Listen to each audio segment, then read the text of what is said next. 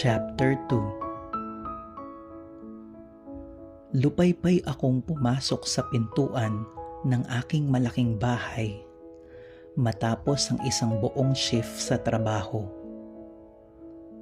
Kumalabog ang bag ko sa sahig at walang ingat kong inahagis ang susi ng kotse sa sofa. Hindi na ako umabot sa upuan. Napasandal na lang ako sa paanan ng couch, hapong-hapo ang katawan. Tignan mo nga naman, wala ngang bahay na nasunog. Tadtad ka naman sa pagod sa kakatraining ng mga baguhan. Bulong ko sa aking sarili habang pinipisil ko ang namumugto kong mga mata. Nakapikit akong tumingala sa kisame. Hinanap ko ang cellphone sa bulsa ko at dahan-dahang nagsalita. Alexa, open the living room curtains. Unti-unting humawi ang motorized curtains sa aking harapan. Umaliwalas ang pakiramdam ko nang bumungad ang malawak na hardin sa labas ng aking glass window. Sa gitna ng katahimikan at lamig ng aircon, idinuyan ko ang aking sarili sa damong berde at mga tanim na tinatanaw ko na tila ako ay pinupunasan ng ginhawa. Sa ganitong mga sandali, paulit-ulit kong ipinapaalala sa aking sarili. Kailangang manatiling lihim ang lahat, lalo na ang aking pagkatao at tirahan. Dahil alam ko naman, walang sinamang maniniwala sa akin na ganito kagara ang aking pamumuhay bilang isang simpleng bumbero. Walang dapat makaalam ng tunay kong identidad kung gusto kong matupad ang mga pangako ko sa kaisa-isang babaeng minahal ko ng buong puso at sa aking pamilya. Napatingin ako sa sketchbook na nakapatong sa TV set. Napabuntong hininga ako habang pinipilit kong itayo ang sarili upang abutin ito. Pagkatapos, muling bumagsak ang katawan ko sa couch at tinitigan ko ang sketchbook sa aking kamay. Ang lihim na mga pahina ng aking nakaraan. Sa sketchbook na ito umiikot ang buhay ko. Ito ang tahimik na saksi sa mga desisyong hinahabi ko araw-araw. Ito rin ang salamin ng aking nakaraan na matagal ko nang isinara kahit bukas pa rin ito sa aking puso. The 99th Project. Ito ang pamagat ng aking sketchbook. Isa-isa kong binuklat ang mga pahina nito. Bawat guhit, bawat detalye may dalang mabigat na alaala. Pagdating ko sa page 94, tumambad sa akin ang iginuhit kong mamahaling mesa. Hindi lang ito kahoy, isa itong paalala. Isang nakakamanhid na patak ng luhang hindi ko na mailabas pa. Huminga ako ng malalim. Gusto kong umiyak. Gusto kong isuka ang lahat ng pait, pero matagal nang natuyot ang aking mga luha. Dahan-dahan kong ipinatong ang kamay sa pahina. Hinugot ko ang panulat at sa ilalim ng guhit, isinulat ko ang katotohanang pinapasan ko araw-araw. I couldn't save her, but I saved you. Agad kong isinara ang sketchbook pagkatapos kong isulat ito. Kinakain na ako ng lumbay at ayokong hayaang lamunin akong muli ng mapapait kong alaala. Hindi na pwede yon. I cannot give up now. Not now, not ever. Bulong ko sa aking sarili. Sinungkit ko ulit ang bag ko sa sahig gamit ang aking mga daliri, pati na rin ang susi ng kotse. Dumiretso ako sa kwarto upang magpalit ng damit. Pagbalik ko sa sala, tanging lumang shorts na maluwag at may ilang butas lang ang suot ko. Pagkalipas ng isang oras, "Nya!" sigaw ko. Binitawan ko ang barbell at tumausdos ako paupo sa sahig. Hingal na hingal ako. Balot ng pawis ang buo kong katawan. Makintab at tila kumikislap sa ilalim ng ilaw ang bawat guhit sa aking mga braso. Umbok ng aking dibdib at tiyan. Iwinasiwas ko ang tumutulong pawis mula sa aking ulo. Sa isip ko, ang hirap talagang mag-maintain ng katawan, lalo na sa dami ng nangyayari araw-araw. 3 trabaho ang pinapasok ko. Isa buong araw, 2 naman gabi-gabi. Kahit part-time lamang iba, ubos pa rin ang oras at lakas ko. May mga sandaling gusto ko nang bumitaw. Kapag kumakapit ang pagod, hindi lang sa katawan, kundi pati na rin sa isip ko. Pero hindi naman ako pwedeng tumigil. Carter, remember your past. Remember those people who hold your heart. Paulit-ulit kong binubulong sa sarili sa tuwing nanlalambot na ang katawan ko. Sinikap kong itayo ang aking katawan at inubos ang natitirang laman ng aking protein drink. Matapos ang ilang minutong cool down, naisip kong magyosi sa harapan ng bahay para makalanghap naman ng sariwang hangin. Hindi ko na pinansin ang kintab ng pawis ko sa aking katawan. Gabi na rin naman at tahimik ang paligid. Nakasando lang ako at suot pa rin ang butas kong gym shorts na ginamit ko sa workout station sa loob ng bahay. Nakatira ako sa isang mamahaling subdivision dito sa Kabanatuan. Kaya madalas, natutulog ang buong kalye pagsapit ng dilim.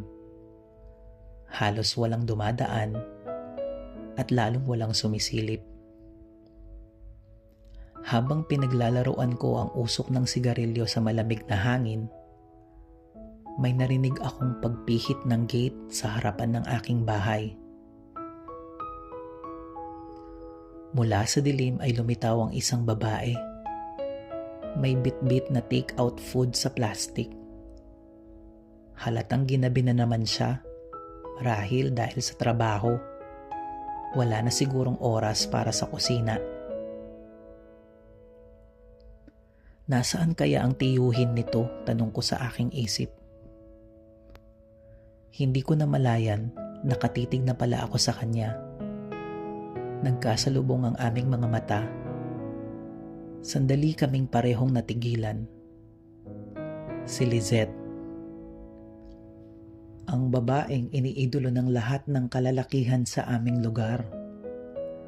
Mula sa mga tricycle driver hanggang sa mga may-ari ng negosyo. Matalino, elegante, profesional at mayaman. Siya lang ang tanging tagapagmana ng kumpanyang pinundar ng kanyang ama. Pero sa kabila ng kanyang taglay na ganda at lakas ng dating, walang sinumang nangahas na lumapit sa kanya. Hindi dahil sa takot, kundi dahil parang hindi siya maaabot. Tinitingala siya ng lahat, pero iba ang pagkakakilala ko sa kanya. Madalas ko siyang mapagmasdan tuwing tumatambay ako sa tapat ng bahay ko sa gabi. Nakasuot lang ito ngayon ng pinaglumaang maong na shorts at simpleng puting damit. Wala sa ayos, pero napapatingin pa rin ako. Napakakinis ng kanyang mga binti. Mahahaba, Napalunok ako.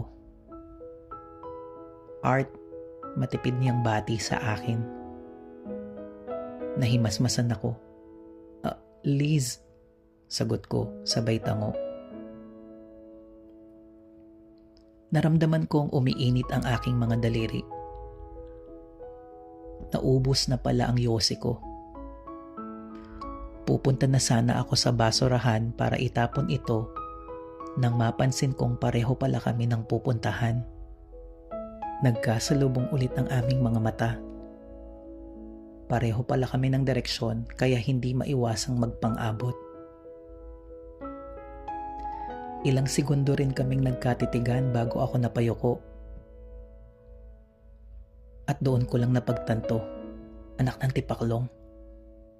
Maluwag lang ang suot kong shorts at sa pawis ko, humahapit na ito sa aking balat. Hindi ko na malayang medyo bumubukol na pala sa pawis ang dapat sanay nananahimik sa loob ng shorts ko. Mabilis kong tinakpan ang harapan ko. Pero siya, wala lang. Tinaasan lang ako ng kilay at tuloy-tuloy na naglakad. Binitawan niya ang plastic sa basurahan habang ako naman ay mabilis na tumatakbo pabalik sa gate. Sa pagmamadali ko, nasabit pa ang daliri ko sa semento at natapilok. Siyempre, kunwari, walang nangyari. Isinira ko ang gate. Kumambyo at kinutusan ng sarili. Carter talaga, isa kang malaking kapalpakan. Sermon ko sa aking sarili. Pagkalipas pa ng 1 oras at sumapit na ang 9:00 ng gabi. Biyernes ngayon at may isa pa akong part-time. Nagdrive ako at pumarada sa isang madilim at kubling kalye. May kalayuan sa mismong lugar ng aking pinagtatrabauhan. Huminga muna ako ng malalim at pumikit. Tama ba itong ginagawa mo, Carter? Tanong ko sa aking sarili. Humigpit ang hawak ko sa manibela. Sa puntong ito, rumaragasa na naman ang mga alang-alang pilit kong kinakalimutan. Mga sugat na paulit-ulit na bumabalik. Bumuntong hininga ako. Walang mali sa ginagawa ko. At kahit tutulan pa ito ng mundo, ng tadhana, ng sarili ko, handa pa rin akong suungin ng lahat. Hindi ako titigil hanggat hindi ko siya naiiligtas. Siya ang inalayan ko ng puso, ng buhay, ng lahat. Muli akong huminga ng malalim. Isinuot ko ang aking itim na cap. Isinira ang zipper ng jacket at itinakip ang hood. Sumunod ay ang face mask. Lumabas ako ng kotse at tinuntun ko ang madilim na pasilyo. Dumiretso ako sa emergency exit ng gusali. Palihim, mabilis at tahimik. Walang dapat makapansin sa akin. Sa loob ng club, maingay. Sari-saring tunog ang bumabalot sa aking pandinig. Sumasayaw ang mga tao sa saliw ng malakas na musika sa loob ng aming bar. Ang Club Nocturne. Isa itong high society club na takbuhan ng mga mayayamang profesional at negosyante. Isang lihim na kanlungan nila kung saan pwede silang makawala, makasayaw at makagawa ng mga bagay na hindi nila kayang ipakita sa mapanghusgang mata ng mundo. Hey, Grey Jaguar. A glass of velvet sin, please. Mapang-akit na tono ng babaeng umupo sa aking harapan. At sinadya pang diinan ang salitang sin. Tila may paanyaya sa akin. A glass of velvet sin coming right up. Masigla kong tugon sabay ngiti. Matapos kong magpakitang gilas sa paghalo ng black cherry bourbon at cinnamon sa mamahaling baso, dinagdagan ko ito ng isang petal ng rose at gold rim. Maingat ko itong itinulak sa kanya. Kitang-kita ko sa kanyang mga mata ang paghanga sa akin. Hindi lang sa inumin, kundi pati sa aking katawan. Sino ba namang hindi madadala sa amin dito? Sa Club Nocturne, leather pants lang ang suot naming mga bartender. Walang pang itaas, tanging maskara at iba't ibang klase ng caps o headpieces lang ang tumatakip sa aming mga mukha. Ito ang bentahe ng aming bar. Mapang-akit, misteryoso, eksklusibo. Lahat ng nagtatrabaho dito ay hinubog ng disiplina at pawis ang mga katawan. At bawat kilos namin kalkulado. Ngunit kahit ganoon kami kabukas sa paningin ng aming mga bisita, ni isa sa kanila ay walang may alam sa tunay naming pagkatao. Nakamaskara nga, diba? Isa itong desisyong ibinaba ng aming butihing amo upang panatilihing ligtas ang aming mga katauhan mula sa panlalait, usap-usapan at panghuhusga ng labas na mundo. "Here you go, babe," sagot ko sa babaeng customer na inilahad ang kanyang inumin. "I can't believe this, Jaguar. You're so perfect. Now, about the scene we were talking about." Bago pa man niya matapos ang kanyang imbitasyon, nahalatang patungo naman sa mas mainit na eksena. Tinalikuran ko na siya at nagkunwaring may inaayos sa mga bote ng mamahaling alak sa likod ng bar. Wala siyang nagawa kundi iwan na lang ang bayad sa counter at bumalik sa kanyang mga barkada. Umiling na lang ako at napangisi. Ilang sandali pa at biglang may umakbay sa akin.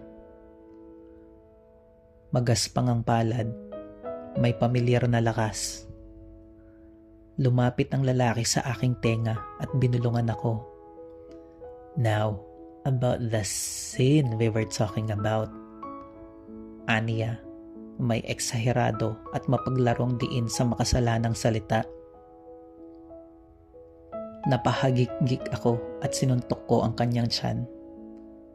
Nagkunwaring nasaktan naman si Ash Wolf at kapwa kami nagtawanan. "Iba ka talaga, pare, ang bangis mo," panunokso ni Ash Wolf habang nakangisi. Isa siya sa mga kaibigan ko dito sa Club Nocturne. Ngumiti at umiling na lang ako at tumahimik. Kapwa namin hinarap ang nagsasayawang mga tao at sabay na uminom ng alak. "Pare," muling sambit ni Ash Wolf. Ibinaling ko ang mga mata ko sa kanya. Napansin kong seryoso na siya na nakatanaw sa mga tao. Tila may malalim na iniisip. "Jaguar, ito ba talaga ang uri ng buhay na pinangarap mo?" Malalim na boses niyang tanong sa akin. Hindi ako nakasagot. Parang may bumara sa aking lalamunan. Pinagmasdan ko ang mga tao sa dance floor. Sa gitna ng hiyawan, tawanan, at mga ngiting puno ng ligaya, batid kong panandalian lang ang lahat ng ito. Dahil sa oras na lumabas sila sa club, babalik ulit sila sa kani-kanilang marangyang buhay. Komportable, tahimik, ligtas. Pero ang mga waiter at bartenders dito, sila ang naiiwan. Para sa mga mayayaman, ito ang takbuhan nila. Ang pansamantala nilang kalayaan. Ngunit kaming nagtatrabaho dito, Kami ang umaharap sa tunay na hamon ng buhay. Pare, kapag nakapag-ipon na ako, iaahon ko ang pamilya ko. Iiwan ko ang lugar na ito. Magsisimula ako ng panibagong buhay. Yung malinis at payapa ba? Bulong ni Ashwolf. Pinisil ko ang kanyang balikat at niyog-yog ng kaunti. Ramdam kong mas makapangyarihan ang tahimik kong pag-akbay sa kanya sa anumang salitang maaari kong sabihin para ipakita ang suporta ko sa kanyang hangarin.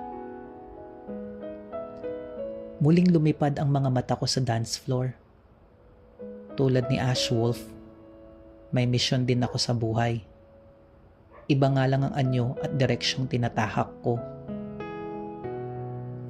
Sa dinami-dami ng taong naroroon, namataan ko ang isang grupo ng magbabarkadang nakaupo sa gilid ng bar. Sari-saring tawa at halakhak ang umaalingaw-ngaw mula sa kanila. Halatang tinamaan na ng alak. Napansin ko ang isang babae sa kanilang grupo. Namumula ang kanyang pisngi habang pinipilit siya ng kanyang mga kaibigan na ilagay ang tip sa bulsa ng waiter na nagsisilbi sa kanila. Umusog pa ang waiter papalapit sa kanya at lalo siyang namula. Sa una, ayaw pa ng dalaga, ngunit sa huli, napapayag rin. Tumili siya nang maipasok niya ang kanyang kamay sa bulsa ng waiter. Napangiti ako ng makahulugan. Ikaw ang pahina 95 ko. I will save you, bulong ko sa aking sarili. Nagustuhan niyo ba ang bagong chapter, mga listeners ko? Hindi lahat ng bayani ay nasa liwanag. May mga kagaya ni Carter na tahimik lang at palihim na lumalaban. Pero marami pa ring katanungan sa kanyang buhay. Sino kaya si Lizette? Ano ang misteryong bumabalot sa kanyang sketchbook? Abangan natin ang susunod na chapter ng Pasukin Mo Ako, Firefighter Carter. Sana po huwag kalimutang mag-like, mag-subscribe at pindutin ang notification bell. Hanggang sa muli, ako ang inyong Tito X.